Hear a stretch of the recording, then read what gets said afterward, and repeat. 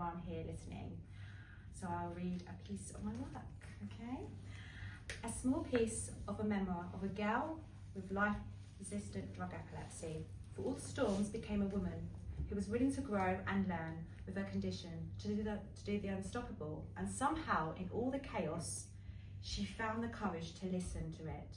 She trusts that part of herself that still wanted more. She did not have all the answers, but she had passion, she had dance, and most importantly, she had a story.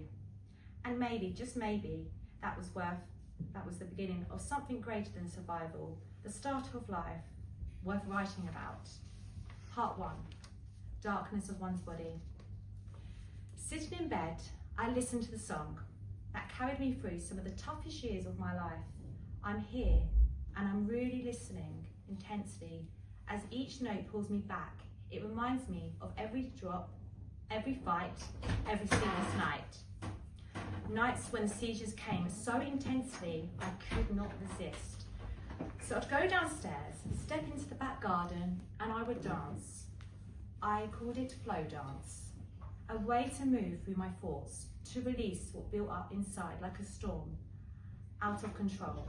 I'd light a cigarette or two, or sometimes 3, and move under the sky, surrounded by elements of nature, to ground myself, seeing the bright stars as they shone above me. The wind, the cool air, the darkness, all of it helped me breathe through the storm and the chaos, to ground oneself and let music and nature take me somewhere safe. Almost always, my flow would be interrupted by a complex partial seizure. Thankfully though, I got auras, early warnings, as one would say. My instinct was always the same: grab onto something, hold on. My dogs were usually nearby. Still I danced. Flow dance kept me going. It was my rhythm, my resistance, my release. Where do I even begin with epilepsy? Let me take you back to when I was 5 years of age. What an age to have your first tonic-clonic seizure. That's when I was diagnosed. I had no idea what kind of journey I was about to begin.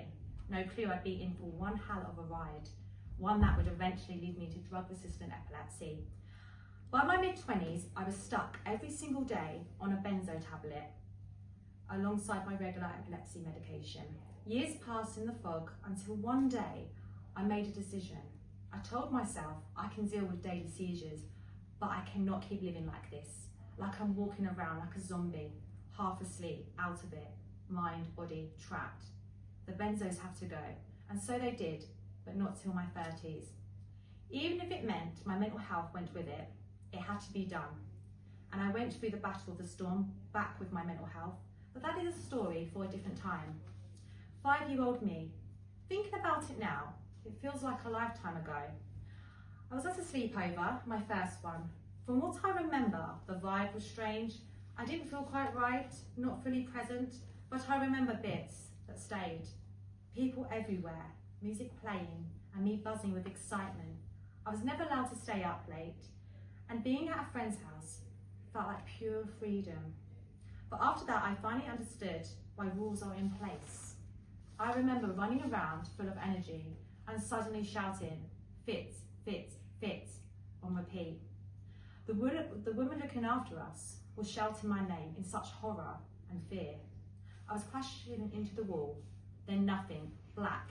In blackness, wherever myself was, I heard strange noises. Could not work out what was happening. And then all of a sudden, darkness knocked me out. Next thing I knew, I woke up in hospital. I don't know how long I was there, but it felt like forever. Everything was confusing. All I wanted was to go home. I remember my family visiting me and my nanny Lou, God bless her soul. She never left my side. I would open my eyes and see her there, always sewing something, always smiling at me. She made everything feel safe, even in a place that didn't feel so. After that first seizure, they just kept coming.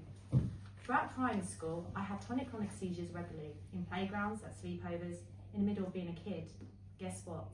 I wasn't just an epileptic child, I was more than that.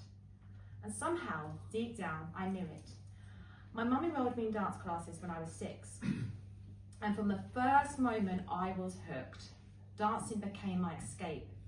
The strangest thing, I could perform without having seizures, under the lights, in costume, with makeup and music. I was free. The stage was a world where epilepsy could not follow me. I loved everything about it, the movement, the rhythm, the release. And before I knew it, I was part of Stagecoach. Then that's when I started to see my seizures and my life as a kind of weather, constantly shifting, unpredictable, but dancing. Dancing was my sunshine. Wherever storm occurred, I knew what my sunshine was, and that was dancing, feeling free, performing, what would later become dance flow. Part 2, the turning point. At 16, I knew only one thing. I wanted to perform. Dance and drama were my passions. They carried me through everything. When I danced through life. It wasn't just dance school or Stagecoach, it was everywhere. Movement, my language, my release, the emotions I couldn't explain, I could let out through dancing or performing. And strangely, it helped me with the seizures too. My muscles were constantly moving, so they weren't as tight or sore afterwards. Being active in that way softened the physical toll. I wasn't the best dancer, far from it, but that did not matter. I loved watching others, learning, improving, being part of the world. Being part of that world meant everything to me. College life marked a turning point. At 17, something started to shift. For the first time, my epilepsy began to calm. I could hardly believe it myself. The seizures had ruled my nights for so long that even the smallest relief felt like a miracle. The breakthrough came when I was prescribed melatonin, a medication that in the UK at the time was not available, but it was in the US. My mum made it her mission to speak to doctors, consultants in my care and get me on the medication.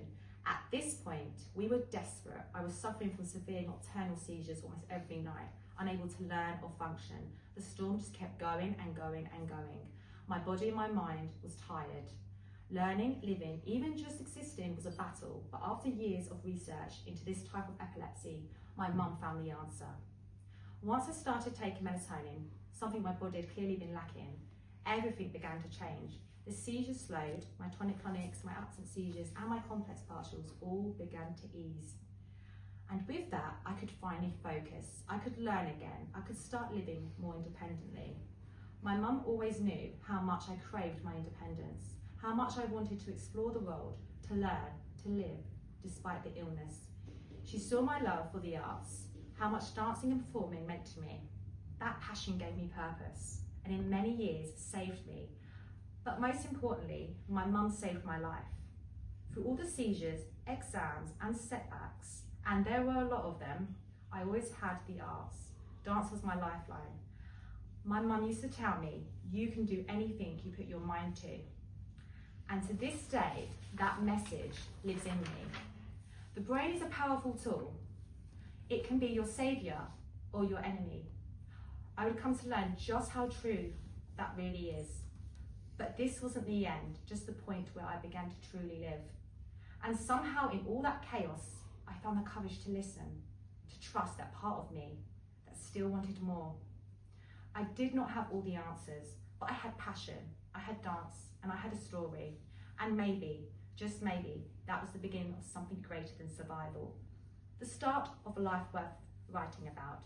This piece is taken from my memoir, Into Epilepsy, which explores my journey with drug-resistant epilepsy, identity, dance, learning disability, mental health, and healing, eventually to motherhood. There is life beyond epilepsy, and it's just about believing. Thank you very much.